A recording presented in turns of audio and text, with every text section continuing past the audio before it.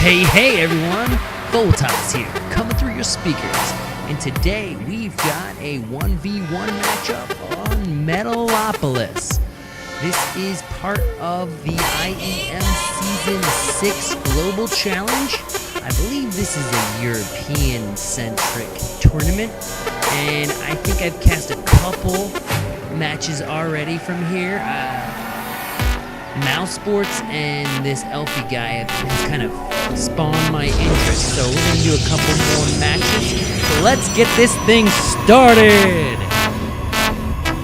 It's like Voltas, you hear me coming through your speakers. You see me mashing up your airwaves. I know you can't get enough of my sound. Alrighty, on the left side of our map, in the Protoss blue trunks, we have Mousesports HasuObs, I believe his name is. He is a German player. His name is Dennis Schneider, and he is actually known from the Warcraft 3 world, and he's migrated over to the StarCraft 2 world. On the right side of the Metalopolis, in the red trunks, another Protoss player, Acer's Elfi. I know a little bit about Elfi. Elfi is actually Polish, and he also was a StarCraft 3 player. I saw him go against EG's Idra. I believe I cast that. It was an interesting matchup, and it's always good to see a Protoss versus Protoss matchup. It can either be pretty boring or pretty exciting, but I downloaded this replay and it got a pretty good rating on the site I downloaded it from, so we're going to check this out, see if there's some good Protoss versus Protoss action going on. So I noticed that both sides are kind of doing a little bit of scouting. We've got Elfi's probe kind of moving around, not getting bothered too much. He is going to see the second assimilator from Hasu go in. Chrono boosting, gate out, nothing too unusual on that side. Same thing on Hasu's side. He's going to check out Elfi, see that nothing too strange is going on. Now, he is just now getting that second gas, brought out his first zealot, and he's going to chase that probe out, hopefully get him out of there before he can see any significant technology growth from Elfi. Elfi's sending out his zealot, do a little investigation, it looks like. Checking the Zelnaga tower. They do both know where each other are. They are across the map from each other, so no distinct advantage whatsoever for each player. This should be pretty straight up for a little bit. I think I've mentioned in Protoss versus Protoss, because it's such a, it's a mirror matchup. There's really kind of a standard build order that rarely does anyone specifically deviate from, mainly because if you deviate too far from, say, a standard build order, you're really leaving yourself open and leaving a vulnerability for your opponent to expose and then therein exploit, possibly removing you from the game. So a lot of times, and I think that's similar with any mirror matchup, they've run through enough matches where they realize where you can just outright die to your competitor and balance that out. Okay, we do see a little bit of aggression from Hasu, and he's bringing those two stalkers in, except Elfi has a direct response to that. He is poised outside his base with the two stalkers, zealot up above. So no real advantage there, I don't think, for the observer from Elfi is going out, and he does see these stalkers lining up.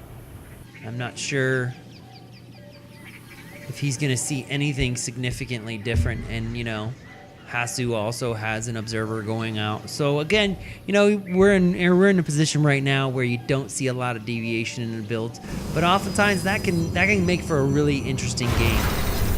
If and when they both have similar troops, similar numbers of forces, you know, it can get down to micro and it can get down to the elegant pieces of play, which with 2 StarCraft 3 players, that could become quite interesting pretty quick. I know I've read a little bit that Hasu kind of prides himself on his Blink Stalker play, as well as he, you know, against Terran, he does love using things like Storm. So we'll see how this evolves.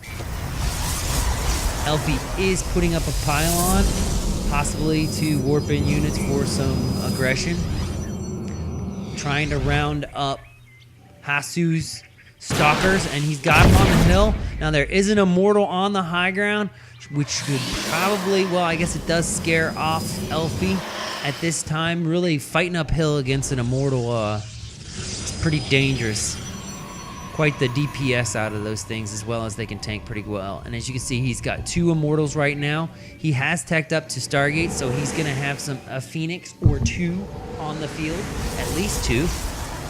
And that could turn out pretty interesting. Maybe some harassment from those as this progresses. It looks like Elfi is just sticking with his standard tier 1 gateway play. Lots of stalkers, lots of zealots. Trying to take down this gate. I think he's going to scare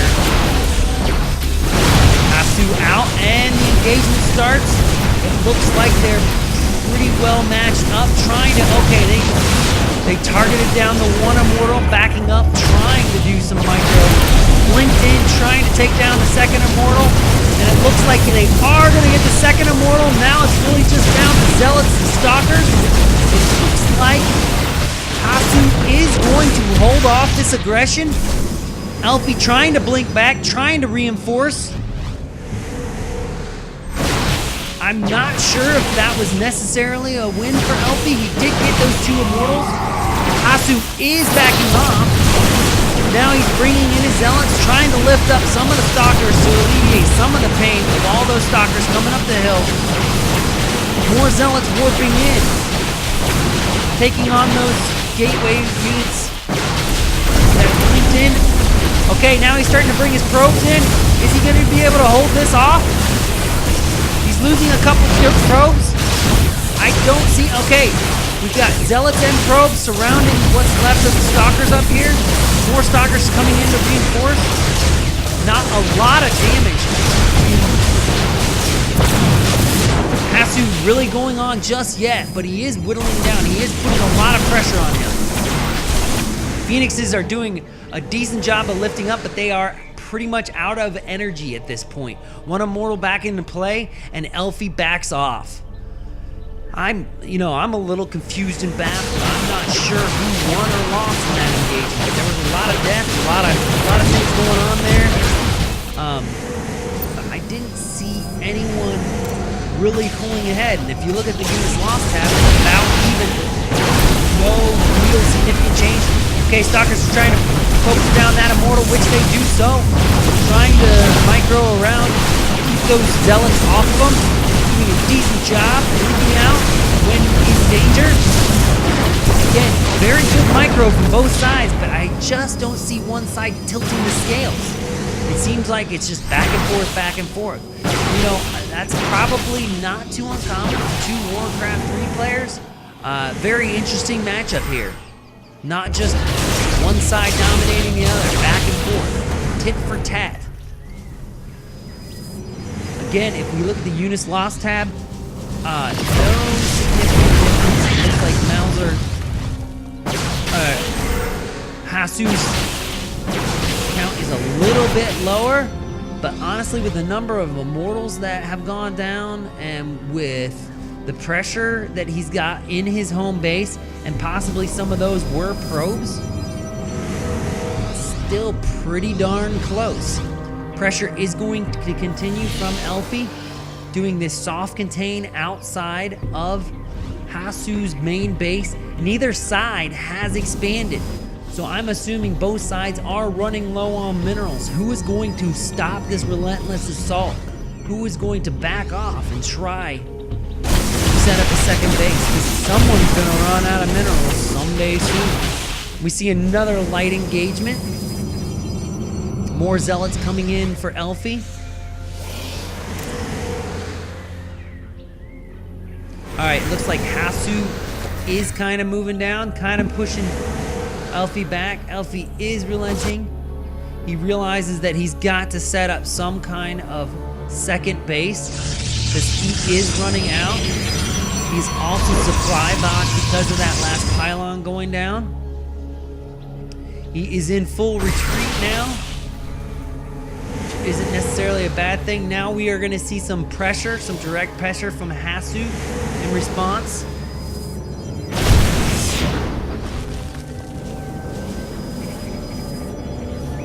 Sitting outside his base doing some kind of soft contain. The Mink statue is down. That is a critical component. You know when that Mink statue goes down, the other side means real business. Blinking back and forth. Trying to hold them off. This looks very similar to what was just happening at Hasu's base. So really it's just kind of a swap out for both sides. Now I see that Zealot legs are almost complete from Elfi. That will be useful when it comes to attacking with the Zealots, but he's losing his gateways. He's lost one gateway, about ready to lose another, and I really don't think he wants to engage these Immortals, despite the fact he's got high ground. That observer is overhead. I'm not sure why he's not. Oh, that's his observer. Okay, engagement is moving up the hill. Both sides are microing. Zealot charge is still not done, but it's really kind of a moot point right now with Zealots all over the place. These Zealots get lifted up. Probes are coming off the line to tangle in the engagement. We have a total of, we had a total of 3 Immortals. Second Immortal down. Third Immortal is getting targeted. And it looks like Elfi is going to be able to hold this off, but for what loss? A lot of probes went down in that engagement. A lot of probes. And really, it's just been kind of back and forth. These Phoenixes are still in play. We've got somewhat a decent amount of energy on them. All of them hurting pretty bad, though. Let's see what kind of response we can see from Hasu. Hasu is still cranking out Immortals, still cranking out a couple more Phoenixes. And then Elfi, in direct response, pushes out a little further, checks to see what's going on. And what I find shocking is neither side has even bothered to expand. Because right now they know if I expand, I could lose to the fact that I spent my money on an expansion. Now we've got Elfi long distance mining, because he's almost tapped out in his main base. And then, of course, we've got Hasu here that is just overly saturated on the few patches that he has left. Not a bad idea on Elfi's side to go ahead and do that long-distance mining. He is going to have a few more minerals than, say, Hasu has, despite the fact that he's long-distance mining. And if you look at the number of probes, pretty much equivalent. Hasu has 24. Elfi has 21. So that engagement, not a whole lot happened. Now we do have Archons in play from Elfi. These should be able to handle the Immortals that are coming out of Hasu. Both sides have not done any, and let me see, at least Hasu has not done any upgrades. Yes, both sides have not done any upgrades whatsoever. So both of them still just poised on the edge of their seats, knowing that there's going to be a constant flow and harass from each side. Both afraid to do the upgrades, to do that expansion. Just building up enough army, building up the bigger army. And at this point, not a bad deal. I would like to see one kind of risk it. If you look, not a lot has happened. And if one of them possibly risks an upgrade or maybe an expansion and got that upgrade in place before the next engagement, Huge advantage at this point. Huge advantage. But I don't see anything like that from either side. More High Templars are coming in from Elfi. I'm assuming those will get warped into Archons. So yeah, we've got one more Archon coming into play. So that's a total of 3 Archons for Elfi. Let's look at the units. And 3 straight up, 2 Immortals, 3 Archons, and then everything else seems to balance out in the middle. We've got Probe's long distance gold mining on Hasu's side. Not a bad idea if you can defend it. Not a bad idea at all. Alright, here's the engagement. Phoenixes are getting targeted down. Hasu is pulling back. Will this be the engagement? Alright, we have the engagement. Phoenixes are lifting up as much as they can. And it looks like both sides are struggling. Not a whole lot of migrating lifting up is going on. It's just straight up matchup, and it looks like Elfi might have the advantage, and there we are. We have the good game. Pretty interesting. You know, a Protoss versus Protoss can can be one-sided, and it's just when one side weakens up a little bit. I think it was a good idea for Elfi to tech up to those Archons. Obviously, they paid off in this battle. So, good game, and thanks for watching.